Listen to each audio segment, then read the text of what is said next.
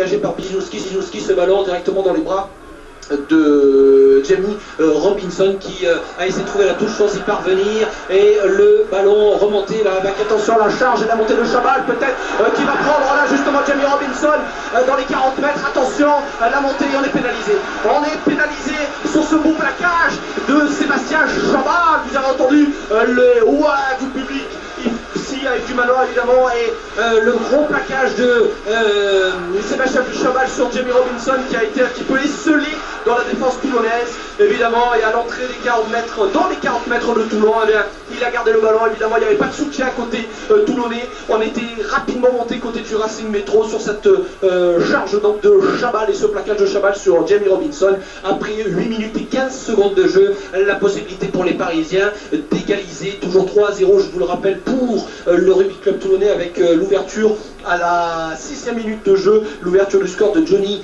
Wilkinson sur une pénalité. Là les Toulonnais qui se font à leur tour pénaliser pour avoir gardé le ballon au sol. C'est Jamie Robinson qui s'est fait sanctionner par Jérôme Garcès, et la possibilité pour Jonathan Wisniewski évidemment d'égaliser pour le Racing Métro. Ouais, une pénalité assez facile, presque face au poteau. Ouais, à 35 mètres quasiment face au poteau, tout à fait, avec son pied droit, il est sur son bon angle, légèrement à gauche des perches, ça semble bien partir, en tout cas la distance est liée, et ça passe entre les perches. L'égalisation pour le Racing Métro après 9 minutes de jeu, 3 partout entre les deux équipes, et c'est un duel de buteurs pour le moment sur la pelouse du Manoir. Wisniewski côté du Racing qui répond à Johnny Wilkinson, et vous entendez le speaker qui est en train d'annoncer au public que c'est bien Jonathan Wisniewski qui a égalisé pour le Racing. Mais trop attention à ce Jonathan Wisniewski qui est tout bon, qui vient de marquer là son 87e point. Il est en moyenne à 10,5 points par match, donc c'est un tout bon. Sur le renvoi long dans les 22 mètres, le ballon est récupéré par les avants du Racing, dégagé derrière par Wisniewski, mais le ballon récupéré par Wilco qui monte une chandelle à l'entrée des 22 mètres, mais à la retombée il y a un Parisien, mais Wilco qui a continué son effort, qui a plaqué. Il y a un point de fixation à 5 mètres de la ligne, et sur la ligne des 22 mètres du Racing, le ballon qui sort pour Loré pour le pied de Wisniewski justement, qui dégage loin et fort, et ce ballon directement en touche dans les bras de Rooney, rapidement joué pour Juan Martins, pour Fernandez Lobé, il n'est pas attaqué, il franchit le premier rideau, et finalement il est plaqué par Cronieux me semble-t-il. Il va libérer son ballon, ils sont pénalisés les Parisiens sur ce regroupement et sur ce plaquage que va dire Jérôme Garcès. Il va pénaliser, c'est sûr, les Parisiens. Alors pour quelle raison les a-t-il pénalisés? On va voir ça. Est-ce qu'on est venu sur le côté du regroupement, sur cette mêlée spontanée? Ben voilà, c'est exactement ça, tout simplement. On est venu sur le côté du regroupement, et on rappelle la règle évidemment sur cette mêlée spontanée créée par les Toulonnais. Ben derrière, il y a les avants du Racing et les avants du Rugby Club Toulonnais qui sont venus former une mêlée spontanée, et à partir de ce moment-là, sauf le premier soutien qui a droit, s'il est sur ses appuis, de jouer le ballon à la main, dans les autres cas, les autres soutiens, eux, doivent rentrer par la porte de derrière, ils n'ont plus le droit de mettre la main sur le ballon. Cette fois-ci, on n'a pas gratté le ballon à la main côté du Racing, mais on a tout simplement, on est venu sur le côté de la porte au lieu de passer par derrière, et donc monsieur Jérôme Garcès, qui n'a pas hésité une seule seconde à sanctionner les Parisiens. 11 minutes et 15 secondes de jeu ici à Yves du Manoir pour cette 15e journée de top 14, dernier match de cette journée. 3 partout, je vous le rappelle. C'était Johnny Wilkinson qui avait ouvert la marque dès la 6e sur une pénalité. Wisniewski lui a répondu à la 9e sur une pénalité également, et la pénalité pour Johnny pour doubler la marque et pour redonner l'avantage au RCT, la position caractéristique du buteur toulonnais. Il s'élance, elle est difficile à 42 mètres, et ça passe à 42 mètres. Toujours ce métronome, ce diable de Johnny Wilkinson qui double la marque pour le Rugby Club Toulonnais. Wilco 6, Racing Métro 3, comprenez par là, RCT 6.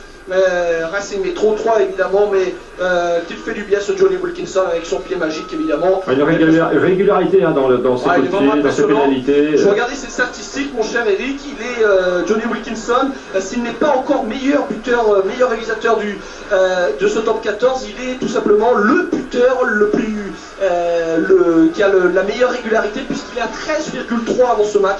13,3 points de moyenne en 10 matchs. Et là, c'est son 11e joué sous les couleurs du Rugby Club Toulonnais en championnat, évidemment, puisqu'il a loupé un certain nombre de matchs, notamment les derniers. Pas le dernier, hein, puisqu'il était sur la pelouse, évidemment, de Jean-Bouin, puisqu'il avait marqué 17 points sur les 22 de Toulon.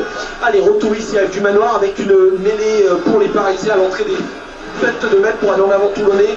Cette mêlée, le ballon qui sort en faveur du Racing, gagné par le Racing, mais le ballon qui a peut-être été récupéré par les Toulonnais. Que va dire monsieur Garcès? Il a sifflé en tout cas, alors que le ballon est sorti par les joueurs du Racing. Il va accorder, me semble-t-il, une nouvelle mêlée, tout simplement pour un en avant, c'est ça, un en avant du Racing. Ce sera donc une introduction vraisemblablement pour Toulon. Il n'a pas montré l'en avant de quel côté il était, monsieur Garcès, ça serait bien de le faire.